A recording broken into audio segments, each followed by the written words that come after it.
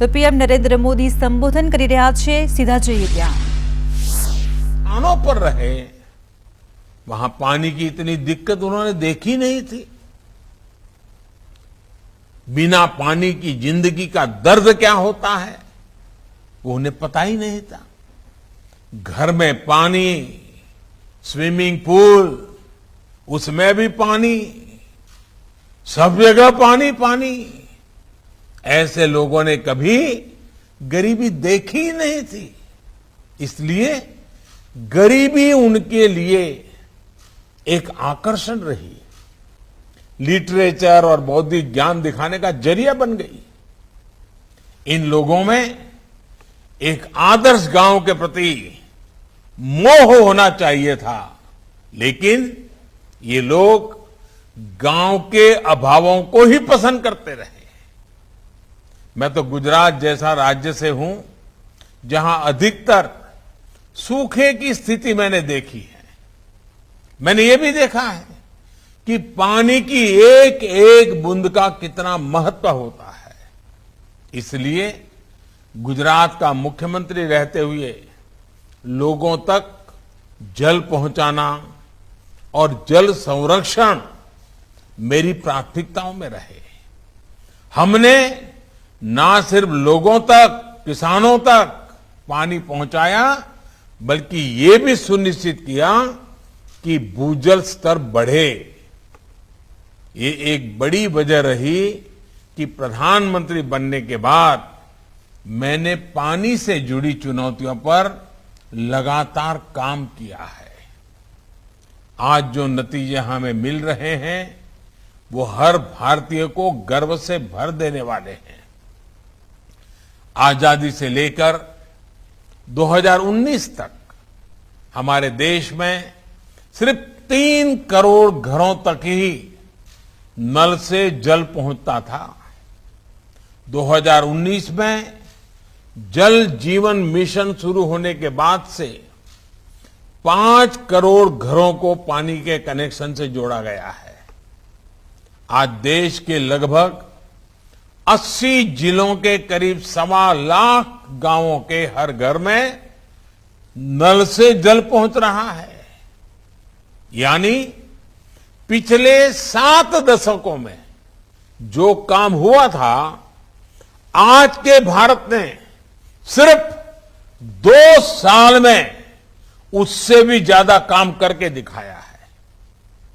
वो दिन दूर नहीं जब देश की किसी भी बहन बेटी को पानी लाने के लिए रोज रोज दूर दूर तक पैदल चलकर नहीं जाना होगा। वो अपने समय का सदुपयोग अपनी बेहतरी, अपनी पढ़ाई लिखाई या अपने रोजगार पर उसको शुरू करने में कर पाएगी। भाइयों और बहनों, भारत के विकास में पानी की कमी बाधा न बने, इसके लिए काम करते रहना हम सभी का दायित्व है। सबका प्रयास बहुत आवश्यक है। हम अपनी आने वाली पीढ़ियों के प्रति भी जवाबदेह हैं। पानी की कमी की वजह से हमारे बच्चे अपनी ऊर्जा राष्ट्र निर्माण में न लगा पाए, उनका जीवन पानी की किल्लत से निपटने में ही बीत जाए, ये हम नहीं होने दे सकते। इसके लिए हमें युद्ध स्तर पर अपना काम जारी रखना होगा। आजादी के 75 साल बहुत समय बीत गया। अब हमें बहुत तेजी करनी है। हमें यह सुनिश्चित करना होगा कि देश के किसी भी हिस्से में टैंकरों या ट्रेनों से पानी पहुंचाने की फिर नौबत ना आए। साथियों, मैंने पहले भी कहा है कि पानी का उपयोग हमें प्रसाद की तरह करना चाहिए, लेकिन कुछ लोग पानी को प्रसाद नहीं, बहुत ही सहज सुलभ मानकर उसे बर्बाद करते हैं। वो पानी का मूल्य ही नहीं समझते। पानी का मूल्य वो समझता है जो पानी के अभाव में जीता है। वही जानता है एक एक बूंद पानी जुटाने में कितनी मेहनत करनी पड़ती है। मैं देश के हर उस नागरिक से कहूंगा जो पानी की प्रचुरता में रहते हैं, मेरा उनसे आग्रह है कि आपको पानी बचाने के ज्यादा प्रयास करने चाहिए और निश्चित तौर पर इसके लिए लोगों को अपनी आदतें भी बदलनी होगी। हमने देखा है कई जगह नल से पानी गिरता रहता है, लोग परवाह नहीं करते। कई लोग तो मैंने ऐसे देखे हैं जो रात में नल खुला छोड़कर उसके नीचे बाल्टी उलट कर रख देते हैं।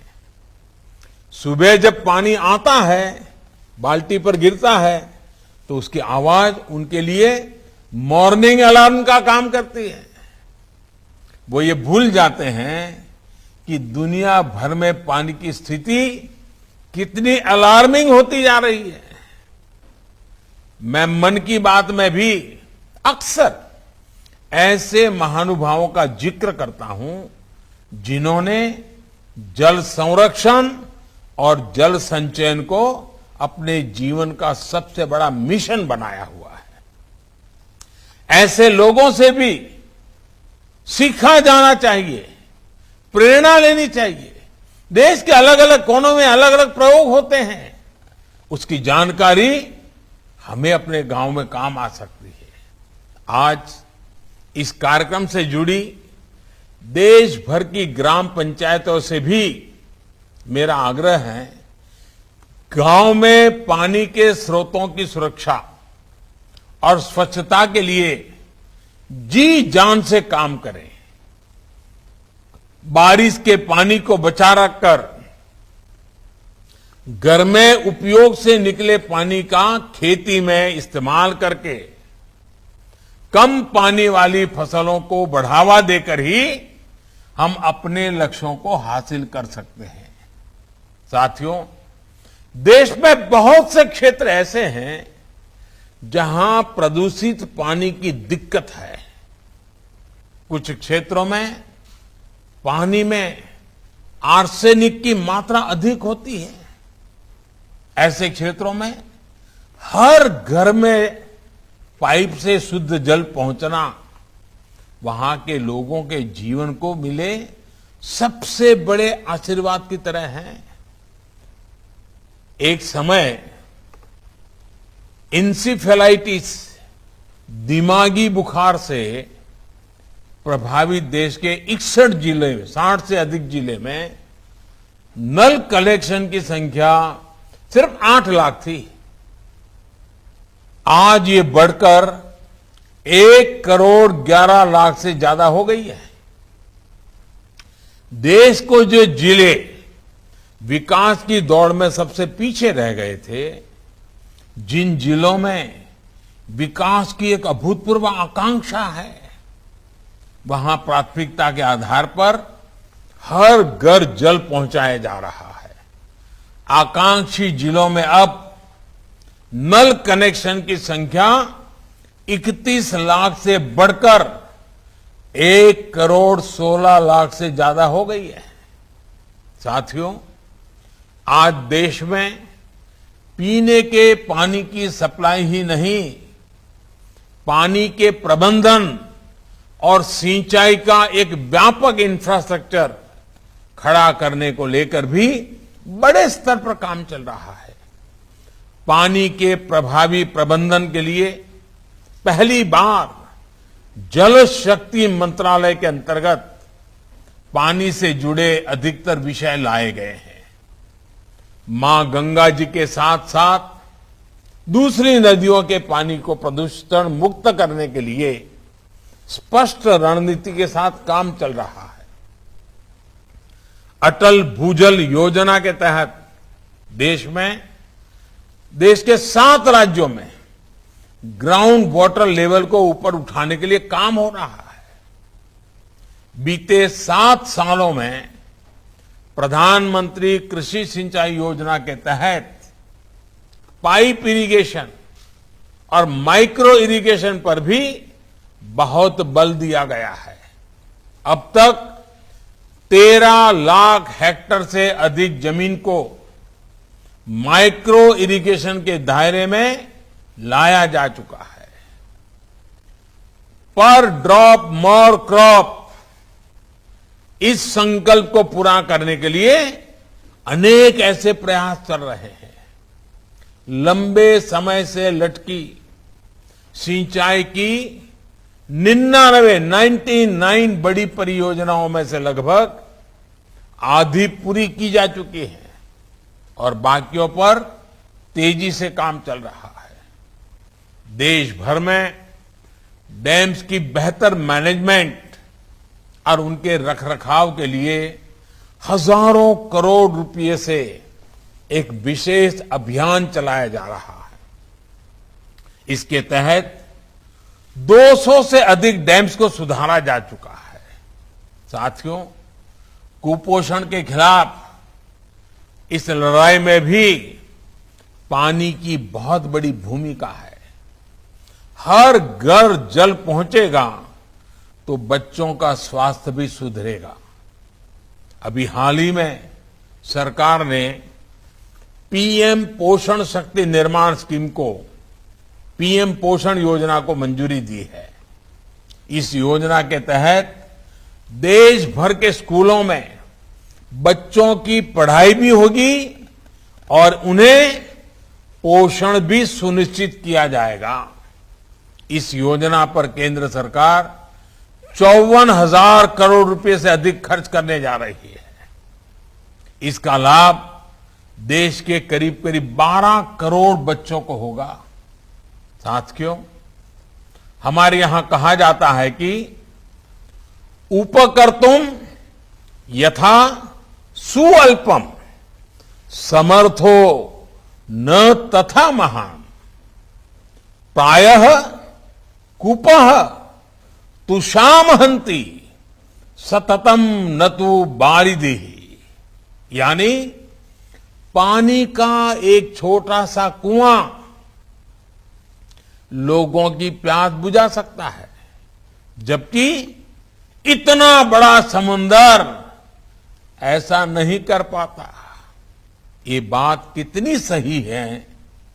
कई बार हम देखते हैं कि किसी का छोटा सा प्रयास बहुत से बड़े फैसलों से भी बड़ा होता है। आज पानी समिति पर भी यही बात लागू होती है। जल व्यवस्था की देखरेख और जल संरक्षण से जुड़े काम भले ही पानी समिति अपने गांव के दायरे में करती है, लेकिन इसका विस्तार बहुत बड़ा है। ये पानी समितियां गरीबों, दलितों, वंचितों, आदिवासियों के जीवन में बहुत बड़ा बदलाव ला रही है।